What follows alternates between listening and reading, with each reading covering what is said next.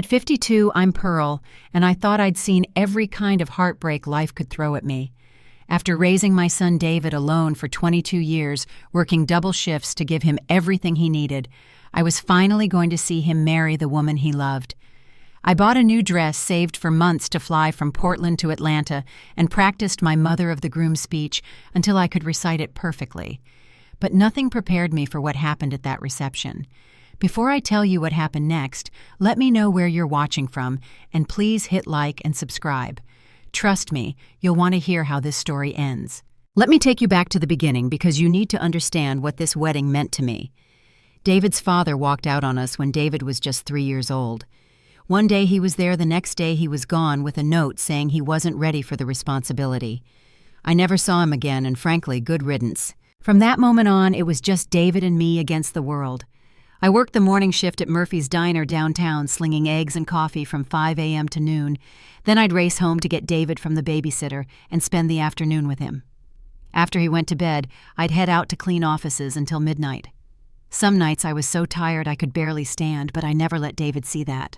We had our routines that kept us close. Saturday mornings were pancake mornings where David would help me flip them, usually ending up with more batter on himself than in the pan. Sunday afternoons, we'd pack peanut butter sandwiches and drive to the state park for hiking. David would collect rocks and leaves, chattering nonstop about everything he saw. Those were our special times, just mother and son. When David struggled with algebra in 8th grade, we'd sit at our kitchen table every night after dinner working through problems together. I'd bought myself a used textbook so I could stay one step ahead of him. The pride I felt when he finally got it, when his face lit up with understanding, made every sleepless night worth it. High school brought new challenges. David wanted to play baseball, but the equipment was expensive. I picked up weekend catering gigs, serving at weddings and corporate events, saving every tip. When David made varsity his junior year, I was in the stands for every single game, cheering louder than any parent there. The other moms sometimes gave me looks because I came straight from work in my diner uniform, but I didn't care. I was there for my son. College applications were our next mountain to climb. I researched scholarships, helped him write essays, and when we sat down to fill out financial aid forms, I felt such pride knowing that despite everything, I was going to make his dreams possible. When his acceptance letter came from Georgia Tech, we both cried. I'd done it. I'd gotten my boy to college. The day I drove him to his freshman dorm, I tried not to cry in front of him. But watching him walk away with his backpack so confident and ready for the world, I knew I'd accomplished something incredible. I'd raised a good man, and I'd done it all by myself. For 4 years, David had called me every Sunday night. We'd talk about his classes, his friends, his plans for the future. When he graduated summa cum laude with his engineering degree, I was in the front row practically bursting with pride.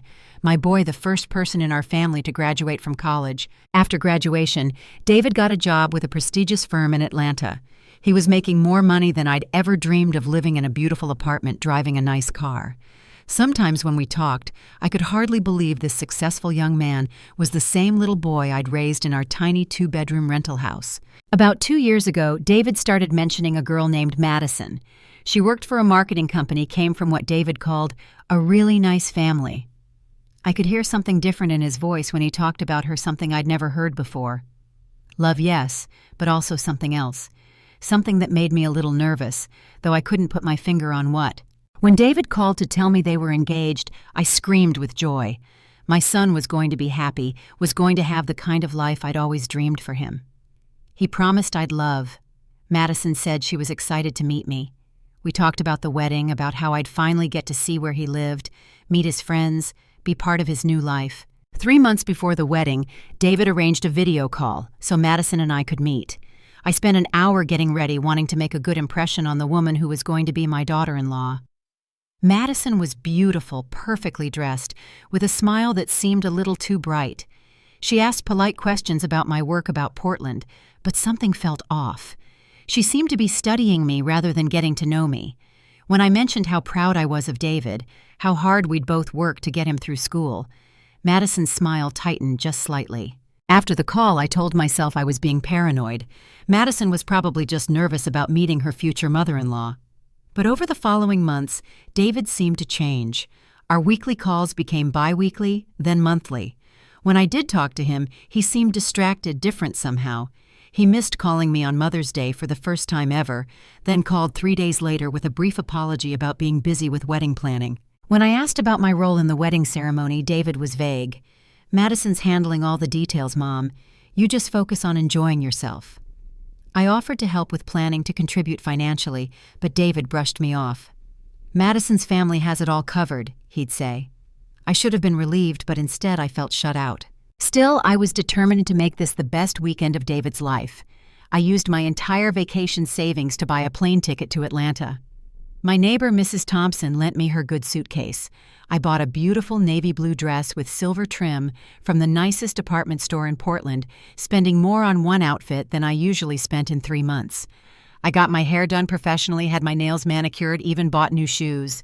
The night before my flight, I practiced my mother of the groom speech one more time in the mirror.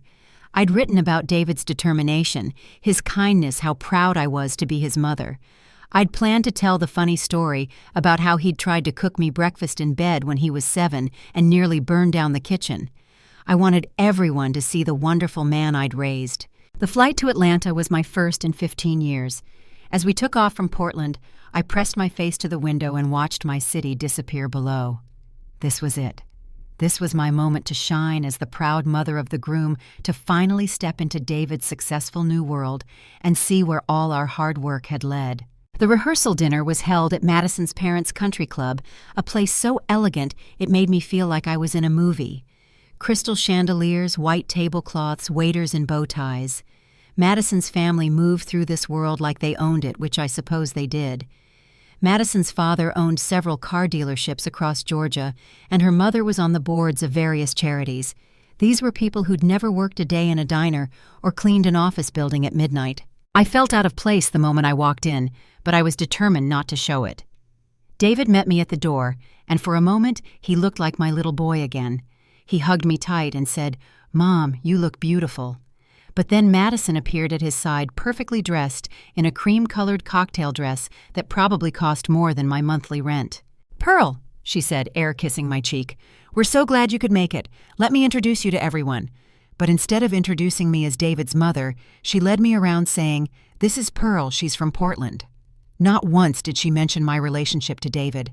I kept waiting for David to correct this, but he seemed distracted, constantly checking his phone or looking around the room. During dinner, I was seated at a table with Madison's cousins and family friends. Pleasant enough people, but they talked about ski trips to Aspen, summer houses, and the Hamptons private schools for their children.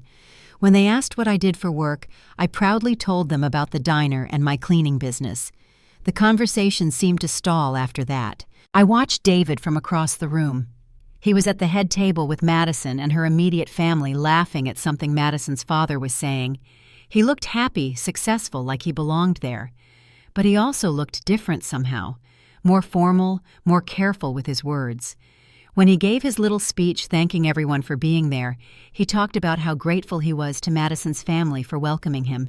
Not once did he mention me or acknowledge that I was there. After dinner, I tried to catch David alone, but Madison seemed to appear every time I got close to him. When I finally managed to pull him aside in the hallway, I said, "Honey, tomorrow at the reception, should I prepare to say a few words? I've written something really nice about you and Madison." David's face shifted, and he glanced nervously toward the dining room, where Madison was visible chatting with guests. "Mom, I don't think there's going to be time for speeches from, extended family. Madison's got the whole timeline planned out pretty tight." Extended family. The words hit me like a slap. "Extended family, David, I'm your mother." I know. I just meant that Madison's parents are doing the official speeches, as the hosts." He wouldn't quite meet my eyes. "We'll catch up after the wedding, okay? Maybe we can have breakfast before your flight on Sunday." I wanted to argue, wanted to demand an explanation for why I was being treated like a distant relative instead of his mother. But I could see how uncomfortable he was, and I didn't want to cause problems before his wedding. So I smiled and said, "Of course, sweetheart. Whatever makes you and Madison happy." That night in my hotel room, I called Mrs. Thompson back in Portland. "Something feels wrong, Betty," I told her. "I can't put my finger on it, but David seems different. And Madison, she's perfectly polite, but there's something underneath that politeness that makes me nervous." "Wedding jitters," Betty said reassuringly. "You know how stressed people get before big events. I'm sure everything will be fine tomorrow." But lying in that hotel bed, staring at the unfamiliar ceiling, I couldn't shake the feeling that something was terribly wrong. I'd raised David to be honest, direct, to stand up for what was right. The man I'd seen tonight seemed afraid of something or someone, and I was beginning to suspect that someone was Madison. The wedding day started earlier than I'd expected. I'd assumed I'd be needed for getting ready photos, maybe helping David with his tie, or sharing a quiet moment before the ceremony. Instead, when I arrived at the venue at 10 a.m. as instructed, I was directed to wait in the hotel lobby while family photos were being taken. Through the large windows, I could see into the bridal suite area. Madison's mother, grandmother, and sister were all there in matching silk robes, sipping champagne and laughing. A photographer was capturing every moment as they helped Madison into her dress, touched up her makeup, pinned her veil. It looked like a scene from a magazine, all soft lighting and joyful tears. I waited for someone to call me in to include me in this special morning ritual. After all, wasn't getting ready together part of what made a wedding special for the families? But 45 minutes passed and no one came for me. Finally, a young woman with a clipboard approached me. "Are you Pearl Henderson?" she asked. When I nodded, she continued, "The bride asked me to let you know that hair and makeup is running behind schedule, so they won't be able to fit you in after all. But don't worry, you look lovely as you are." I hadn't even known hair and makeup was offered, much less that I'd been bumped from it. I watched through the windows as Madison's female relatives primped and posed, feeling more like an outsider than ever. This was my son's wedding day, and I was sitting alone in a lobby like an uninvited guest. When it was time for the ceremony, I expected to be escorted to the front row. The mother of the groom traditionally sits in the front left section directly across from the bride's mother. But the usher, a young man in a perfectly pressed tuxedo, led me to the third row instead. "Excuse me," I said quietly. "I think there's been a mistake. I'm the groom's mother." The usher checked his list, looking confused. "I'm sorry, ma'am, but I have you listed for row 3, seat 4. The front row is reserved for immediate family." Immediate family. There it was again. I was being demoted from mother to something lesser, something more distant. I wanted to argue, but people were watching and I didn't want to cause a scene. So I took my assigned seat and watched as Madison's parents were escorted to their prominent front row seats. When David walked down the aisle with the officiant, he looked so handsome in his black tuxedo. For a moment our eyes met, and he gave me a small smile. But then his gaze moved on, and he didn't look at me again during the entire ceremony. The service itself was beautiful. Madison looked stunning in her elaborate white gown, and David's face when he saw her walking toward him was pure love. They exchanged vows they'd written themselves, promising to build a life together based on trust, respect, and shared dreams. I found myself crying partly from joy for David, but partly from a sadness I couldn't quite name. During the ring exchange, I noticed something that made my stomach drop. When the officiant asked who gives the bride away, Madison's father stood up proudly, but when it came time for David's family to be acknowledged, there was simply silence. No recognition, no special moment for the mother who'd raised him. It was as if David had simply appeared in the world fully formed with no history, no family, no mother who'd sacrificed everything for him. After the ceremony, there was supposed to be a receiving line where the wedding party would greet guests. I positioned myself near where I thought I should stand, but Madison's mother smoothly stepped in front of me, taking what should have been my place next to David. I found myself pushed to the side, watching as guest after guest congratulated Madison's parents on the beautiful wedding, on gaining such a wonderful son-in-law. Several times guests approached me with confusion in their eyes. "How do you know the happy couple?" they'd ask, clearly uncertain of my role in this celebration. Each time I'd have to explain that I was David's mother, and each time I could see the surprise in their faces. Why wasn't I standing with the family? Why wasn't I being acknowledged? The photographer was busy capturing every moment, but I noticed he kept skipping over me. Madison's family posed in every possible combination. Madison with her parents, her grandparents, her siblings, her cousins. David was included in many of these shots, looking like he'd always been part of their family. But when I tried to position myself for what should have been traditional mother and son photos, the photographer looked confused. "I'm sorry, ma'am, but I think we've got all the family shots we need," he said, not unkindly but clearly following instructions that didn't include me. "I'm the groom's mother," I said, hearing the desperation creeping into my voice. The photographer checked his shot list, then looked around uncertainly. "Let me check with the bride," he said, but Madison was busy with other guests and he never came back to me. As guests began moving toward the reception area, I overheard Madison's aunt talking to another woman. "Such a shame about David's background," she was saying in a voice that wasn't quite quiet enough. "But Madison's family has really taken him under their wing. Sometimes love means helping someone leave their past behind." The other woman nodded sympathetically. Madison's mother was telling me how challenging it's been, but they're committed to giving David the kind of family he deserves. I felt sick. What past was I that David needed to leave behind? What kind of family did I represent that was somehow undeserving? I'd loved David with everything I had given him, everything I could. How had that become something shameful? The reception hall was decorated like something out of a fairy tale. White roses everywhere, golden lighting, elegant table settings that probably cost more per plate than I made in a week. I found my assigned table and discovered I was seated with Madison's college roommates and their husbands, people who knew nothing about David's real story, nothing about the 22 years I'd spent raising him. I was making polite conversation with the woman next to me when the DJ announced it was time for family introductions. My heart started racing with anticipation. This would be my moment, my chance to finally be recognized as David's mother. I smoothed down my dress and prepared to stand when my name was called. "Ladies and gentlemen," the DJ's voice boomed across the room, "let's welcome the families who've made tonight possible." First came Madison's extensive family, her parents, grandparents, siblings, aunts, and uncles. Each announcement was met with applause as they stood and waved to the crowd. They looked like American royalty, all perfect smiles and coordinated outfits. Then the DJ continued, "And now David's family. We have Pearl Henderson, who was David's late father's companion." The words hit me like a physical blow. Companion. Not mother. Not the woman who raised him. Not the parent who'd sacrificed everything for his success. Companion to a dead man. The implication was clear and devastating.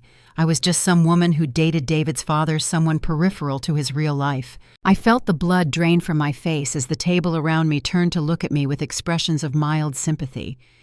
These people now thought I was some poor ex-girlfriend inserting herself into a wedding where I didn't really belong. The woman next to me patted my hand gently and said, "How nice that they included you anyway." Included me anyway.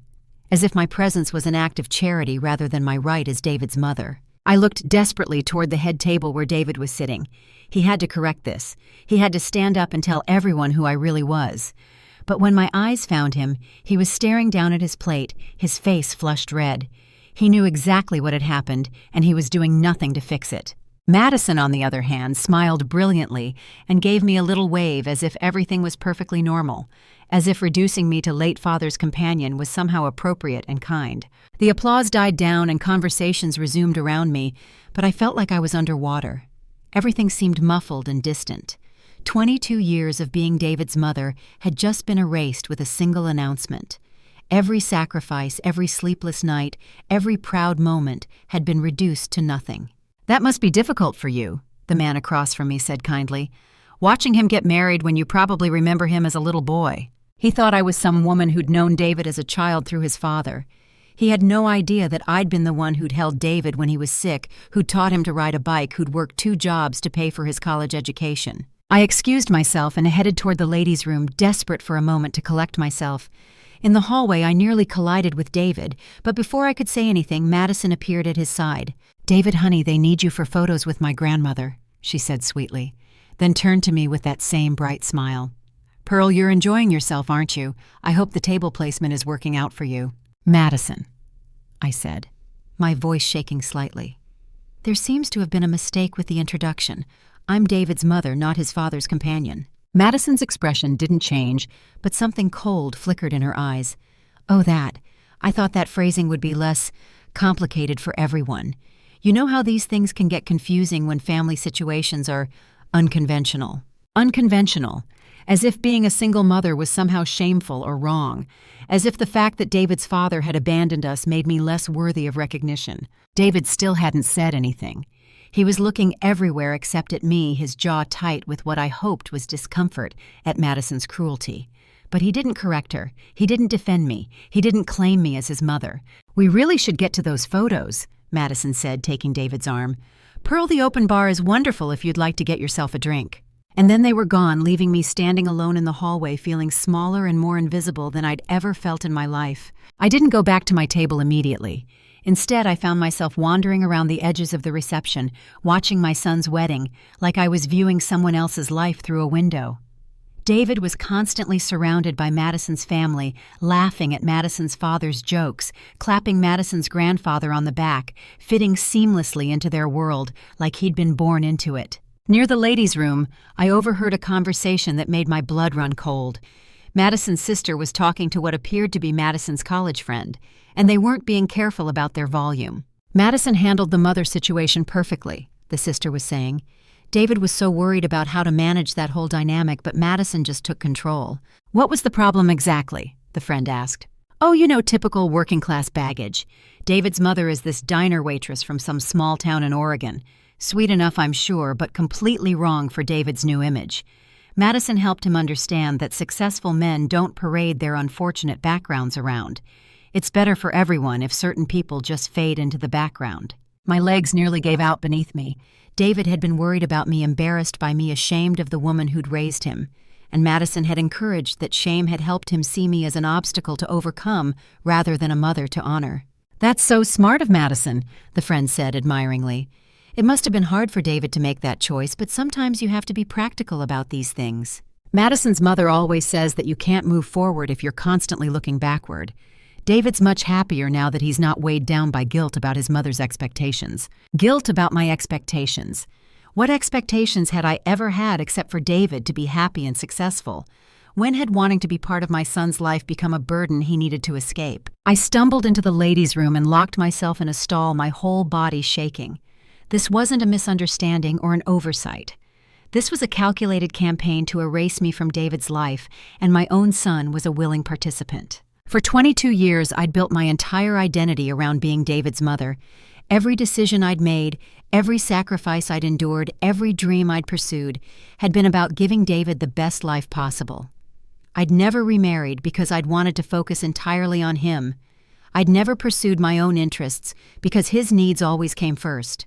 I'd worked myself to exhaustion because his success was more important than my comfort. And now I was being told that all of that love, all of that dedication was somehow embarrassing.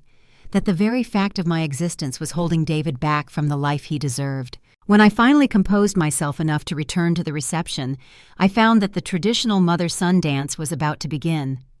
I'd been looking forward to this moment for months, imagining David's face as we swayed to the song I'd picked out years ago. But as the DJ announced the special dance, it wasn't my name being called. Ladies and gentlemen, David has asked his new mother-in-law, Susan Collins, to join him for the mother-son dance. Madison's mother stood gracefully and glided toward David, who was waiting for her with a warm smile. As they began to dance to A Mother's Love, I felt something break inside my chest. This was my moment, my dance, my song. But David had given it to a woman he'd known for 2 years, while the woman who'd actually raised him sat forgotten at a table with strangers. The crowd cooed appreciatively as David spun Madison's mother around the dance floor. The photographer captured every angle, every smile, every tender moment. When the song ended, David hugged Susan tight and whispered something in her ear that made her laugh. She patted his cheek affectionately, like she was proud of the son she'd never raised. Then Madison joined them, and the three of them shared a group hug while the crowd applauded. It was a picture-perfect family moment, except that it was built on the complete erasure of the actual family member who'd made David's success possible. I watched this scene from my table, applauding politely, like everyone else dying a little more inside with each passing second. Around me, guests were wiping away tears and commenting on how sweet it was that David was so close to his new family. "It's wonderful when a young man appreciates his mother-in-law like that," the woman next to me said. "You can tell Susan really loves him like her own son." I nodded and smiled because what else could I do? But inside I was screaming. Susan had never gotten up at 5 a.m. to make David breakfast before school. Susan had never worked until midnight to pay for his baseball equipment. Susan had never held him when he was sick or helped him with homework or cheered from the stands at his graduation. But somehow Susan was the mother being honored at my son's wedding. Later during the bouquet toss, I noticed something that crystallized everything for me. Madison deliberately aimed her bouquet toward a group of her single friends, but it bounced off one girl's hands and landed near me. Without thinking, I reached out and caught it. The crowd cheered, but Madison's face flashed with annoyance. It was just for a second, but I saw it clearly. The idea that I might catch her bouquet, that I might have a moment of attention or celebration at her wedding, genuinely bothered her. "Oh, how fun," Madison said with forced enthusiasm. "Pearl caught it. Maybe there's still romance in your future." The way she said it made it sound like I was some desperate old woman clinging to impossible dreams. Several guests chuckled, and I felt my cheeks burn with embarrassment. I handed the bouquet to one of Madison's friends and retreated back to the edge of the crowd. That's when I overheard the conversation that finally pushed me over the edge. Madison was on her phone in the hallway outside the reception hall, and her voice carried more clearly than she probably realized. "Don't worry, Mother, the situation is completely handled," she was saying. "David won't be a problem anymore. She'll fade away quietly like these types always do. David understands now that his future is with our family, not with some working-class woman who'll just drag him down." These types. Like I was some kind of social problem to be solved, rather than a human being who'd devoted her entire adult life to loving and supporting her child. I stood in that hallway listening to my son's new wife plan my permanent exile from his life, and I realized I had a choice to make. I could slink away quietly like Madison expected, accept my banishment, and spend the rest of my life wondering what happened to the son I'd raised. Or I could stand up for myself for the 22 years I'd invested in David, for the mother-son relationship that Madison was trying to destroy. I thought about all the times I'd taught David to stand up to bullies, to fight for what was right, to never let anyone treat him with disrespect. It was time to follow my own advice. I walked back into the reception hall with my heart pounding, but my resolve crystal clear. Madison was back at the head table whispering something to David while he nodded along like an obedient child. The band was setting up for the cake-cutting ceremony, the traditional moment when the bride and groom feed each other the first bite of their wedding cake. But there was another tradition that Madison had conveniently forgotten. Traditionally, the groom's mother helps serve the cake stands beside her son. During this sweet moment, maybe even gets the honor of cutting the first piece. I watched as Madison's mother positioned herself next to the elaborate 3-tier cake, clearly preparing to take that role for herself. That's when I made my decision. I walked up to the band's microphone, my legs shaking, but my voice steady, when the singer handed it to me with a confused expression. "Excuse me, everyone," I said, my words cutting through the chatter and clinking glasses. "I need to set the record straight about something." The room fell silent so quickly it was almost eerie. Every face turned toward me, including David's horrified expression and Madison's barely concealed fury. But I was past caring about their comfort. This was about truth, about dignity, about refusing to be erased from my own son's life. "I'm Pearl Henderson," I continued, my voice growing stronger with each word. "And I am not David's late father's companion. I am David's mother. I raised him alone for 22 years after his father abandoned us when David was 3 years old." Murmurs rippled through the crowd as people began to understand what was happening. I saw Madison rise from her seat, probably planning to stop me, but David put a hand on her arm. Whether he was restraining her or just trying to process what was happening, I couldn't tell. "I need you all to know the real story," I said, looking out at the sea of faces. "I worked 2 jobs every day to keep David in good schools. I served breakfast at Murphy's Diner from 5 a.m. to noon. Then I cleaned office buildings until midnight 7 days a week for years. I never took vacations because every extra dollar went to David's education, his baseball equipment, his college fund." The room was so quiet I could hear my own heartbeat in the microphone. People were leaning forward, hanging on every word. "I taught David to tie his shoes at our kitchen table. I helped him with algebra homework every night when he was struggling in 8th grade. I was in the stands for every baseball game, cheering louder than any parent there, even when I came straight from work in my uniform, because I didn't have time to change." I could see some people in the crowd beginning to tear up. These were the kinds of memories that resonated with parents, the small daily acts of love that actually build a childhood. When David got his acceptance letter to Georgia Tech, we both cried. I continued, my own voice catching slightly. Not because we were surprised, but because we knew all those years of sacrifice had finally paid off. I sold my car to help pay for his textbooks his freshman year. I worked extra catering shifts every weekend so he could focus on studying instead of working. Now I looked directly at David, who was staring at me with an expression I couldn't quite read. Shame, maybe, or recognition, or both. I flew 3,000 miles to be here today because I thought I was celebrating my son's happiness with the woman he loves. I didn't know I would need permission from his new wife to claim my own child. I didn't know that raising David alone somehow made me unworthy of being acknowledged as his mother.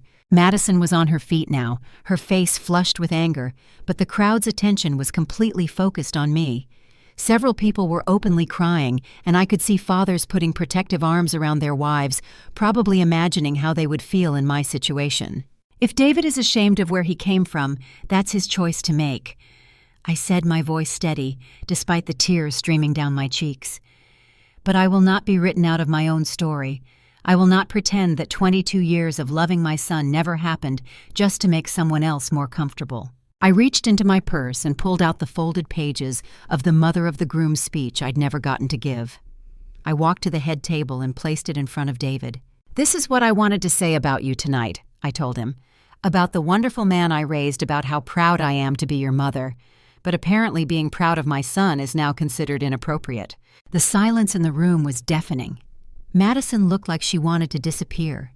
David looked stricken, and Madison's parents were staring at their plates like they wished they could crawl under the table. "I hope you're very happy, David," I said, my voice softer now, but still carrying clearly through the microphone. "I hope Madison gives you everything you think you need, but I want everyone in this room to know that you didn't just appear in this world fully formed. You were loved, you were raised, you were supported every single day by someone who thought you were worth every sacrifice she ever made." I handed the microphone back to the stunned band member and walked toward the exit, my head held high despite my breaking heart. Behind me, I could hear the buzz of excited conversations starting up, people processing what they'd just witnessed. I made it to the hotel lobby before my legs gave out. I sank into an oversized chair and finally let myself cry properly. Great heaving sobs for the relationship I thought I'd had with my son, for the future I'd imagined with grandchildren who would know their grandmother, for the family bonds I'd thought were unbreakable. 20 minutes later, David found me in that lobby chair. His face was red and blotchy, and his perfect wedding hair was messed up like he'd been running his hands through it. When he saw me, he started crying too. "Mom," he said, sitting down across from me. "Mom, I'm so sorry. I'm so sorry." For a moment, I couldn't speak. Part of me wanted to comfort him like I'd always done to make everything better and pretend this had never happened. But I was tired of making things easy for everyone else at my own expense. "Why David?" I finally asked. "Help me understand how the woman who raised you became someone you needed to hide from." David wiped his eyes with his sleeve, looking more like the little boy I remembered than the successful man he'd become. "Madison said that if I wanted to fit into her world, I needed to distance myself from my past. She said that successful people don't dwell on their humble beginnings, that it would hurt my career if people knew about the diner and the cleaning jobs and everything." "And you believed her?" "I was scared," he admitted. "Madison's family has connections, influence. Her father offered me a position at his company that pays twice what I'm making now. Madison said that if I wanted to take advantage of opportunities like that, I needed to reinvent myself." "Reinvent yourself," I repeated slowly. "Is that what you call abandoning your mother?" David flinched like I'd slapped him. "I didn't want to abandon you. I just thought maybe if I established myself in this new life, first I could figure out a way to include you later that wouldn't be so complicated." "Complicated, because being raised by a single mother who worked 2 jobs is complicated." "That's not what I meant." But even as he said it, I could see he wasn't sure. "David, do you remember when you were 8 and Tommy Peterson was bullying you at school?" I asked. "Do you remember what I told you to do?" David nodded slowly. "You said never let anyone make me feel ashamed of who I am. You said that people who try to make you feel small are just showing you how small they are inside." "That's right. And what did I tell you about people who ask you to pretend to be someone else, that they don't actually like the real me?" His voice was barely a whisper. "Madison doesn't love you, David. She loves the version of you that she's created, the one that doesn't include me or your real history. That's not love, honey. That's control." We sat in silence for a few minutes while David processed this. I could see the internal battle playing out on his face, the pull between the woman he'd married and the mother who'd raised him. "I don't know how to fix this," he finally said. "Madison's family is expecting me to start work next month. The whole wedding, the reception, everything was about showing their friends and business partners that I'm the kind of man they want in their family business." "And what kind of man is that?" "The kind who doesn't have a mother who works in a diner." The honesty of that statement hung between us like a physical presence. At least now we both knew exactly what we were dealing with. "David, I need you to understand something," I said carefully. "I'm not asking you to choose between me and Madison, but I am asking you to choose between being ashamed of who you are and being proud of who you are, because I raised you to be proud." David looked up at me with tears in his eyes. "What if I can't have both? What if Madison's family pulls their job offer? What if I lose everything I've worked for?" "Honey, you haven't worked for anything that requires you to deny my existence. Everything you achieved because of the foundation I helped you build. If people can't accept that, then they don't deserve you." We talked for another hour in that lobby, working through 22 years of love and recent months of hurt and manipulation. I didn't pretend it would be easy for David to untangle himself from Madison's expectations, and he didn't pretend that he hadn't hurt me deeply. But for the first time since I'd arrived in Atlanta, I felt like I was talking to my son again, instead of to a stranger wearing his face. The conversation ended with David promising to think seriously about what kind of life he really wanted, and me promising not to give up on him completely, despite everything that had happened. It wasn't a perfect reconciliation, but it was a start. 6 months later, David called me on a Sunday night like he used to do. He and Madison were in marriage counseling, he told me, because he'd finally started standing up to her attempts to control his relationships and his identity. The marriage was struggling, but David seemed stronger somehow, more like himself. He'd turned down the job with Madison's father's company and found a position with a firm that valued his actual qualifications rather than his ability to play a role. It paid less money, but offered more respect, and David said he felt like he could breathe again. We started talking regularly again, and David even came to visit me in Portland that Christmas. When Madison objected to the trip, David held firm. He was beginning to remember what it felt like to make his own decisions instead of constantly seeking her approval. I won't lie and say everything went back to normal immediately. Trust once broken takes time to rebuild. David had to prove through his actions that he was committed to honoring our relationship, and I had to learn to believe him again. But we both wanted to repair what had been damaged, and love is a powerful foundation for healing. I also started making changes in my own life during this period. Watching David struggle to maintain his identity in a controlling relationship made me realize that I'd been so focused on being his mother that I'd forgotten to be Pearl. I joined a pottery class at the community center, something I'd always wanted to try but never had time for when David was younger. I made friends with other women in the class relationships that weren't centered around parenting or caregiving.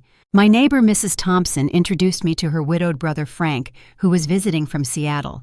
We started as friends, bonding over crossword puzzles and old movies, but gradually developed into something deeper.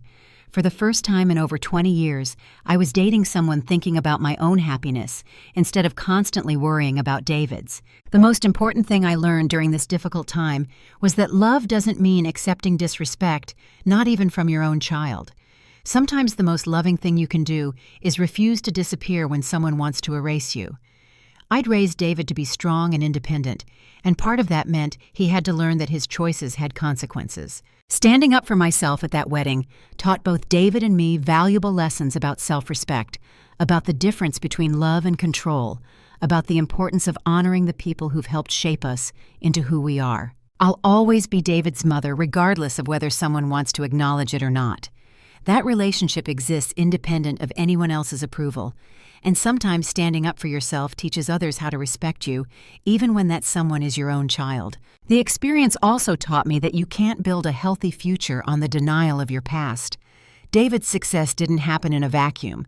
It happened because of every meal I cooked, every homework session. I supervised every sacrifice I made, every lesson I taught him about character and determination. Those experiences aren't something to be ashamed of, they're something to be proud of. As I finish telling you this story, David and I talk every week again. He's learned to set boundaries with Madison, and while their marriage is still a work in progress, David is no longer willing to sacrifice important relationships to keep peace. He's even mentioned that he'd like me to meet his future children someday, that he wants them to know their grandmother who worked so hard to make their father's success possible. And me, I'm learning to balance being a proud mother with being a complete person in my own right. I still think about David every day, still worry about his happiness, still feel proud when he achieves new goals. But I also think about my pottery class, about my budding relationship with Frank, about the book club I joined, about all the aspects of Pearl that exist independently of being David's mom. That wedding taught me that you can love someone deeply while still refusing to let them treat you poorly. You can want the best for your child while still demanding respect for yourself. You can honor your role as a parent while also honoring your value as an individual. Most importantly, I learned that the people who truly love you will never ask you to deny the experiences that made you who you are. Real love celebrates your history, your struggles, your growth. It doesn't ask you to pretend those things never happened. So to anyone listening who's ever felt erased, diminished, or asked to make themselves smaller for someone else's comfort, remember this: you have the right to exist fully, to claim your own story, to refuse to disappear. The people who matter will respect that, and the people who don't respect it don't actually matter as much as you think they do. Have you ever had to stand up for yourself when someone tried to erase your contributions or your importance in their life? I'd love to hear your stories in the comments below.